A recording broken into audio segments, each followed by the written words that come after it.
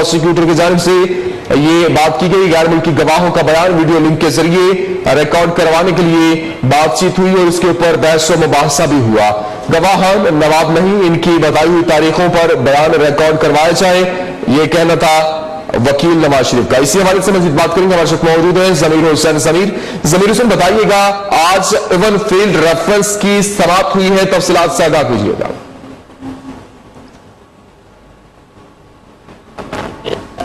Field reference पे समाप्त हुई है और उसका फैसला भी महफूज किया गया। और आज इसकी समाप्त की थोड़ी मैं तफसीलात बता दूं। सुबह बर वक्त इस केस की कार्रवाई शुरू हुई थी और मियां मोहम्मद नवाज शरीफ और मरियम नवाज की तरफ से इस्तिस्ना की दरख्वास्त भी दायर की गई थी और बताया गया था कि वो कराची में मसरूफियत के बायस पेश नहीं हो सकते।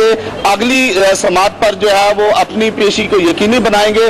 दरख्वास्त दायर की गई। उसके बाद जो नैब के प्रोसिक्यूटर थे उनकी तरफ से दलाइल दिए गए कि दो गवाहों के बारे में कि जो बरून मुल्क मकीम है और वो बयान देने के लिए तैयार, लेकिन वीडियो लिंक के जरिए उनका बयान लिया जाए, जिसपे जो दूसरे मुमजद परवेज थे मियां मोहम्मद नवाज शरीफ के वकील, तो उन्होंने उस पर एतराज किया और कहा कि अगर वीडियो लिंक के जरिए उनका बयान लेना है तो फिर मैं भी ये कह सकता हूं कि मियां मोहम्मद नवाज शरीफ कराची में मौजूद है, उनका भी वीडियो लिंक बयान लिया जाए। तो इस तरह फिर उसके बाद जो सरदार मुजफ्फर थे नैब के प्रोसिक्यूटर, उन्होंने कहा कि मुलजिम और फरीक में बड़ा फर्क है। तो उसके बाद ये दलाइल जारी रहने के बाद फैसला महफूज कर लिया गया था और फैसले का जो वक्त वो तयन नहीं किया गया था, लेकिन अभी थोड़ी देर पहले बताया गया कि फैसला 2 बजे सुनाया जाएगा।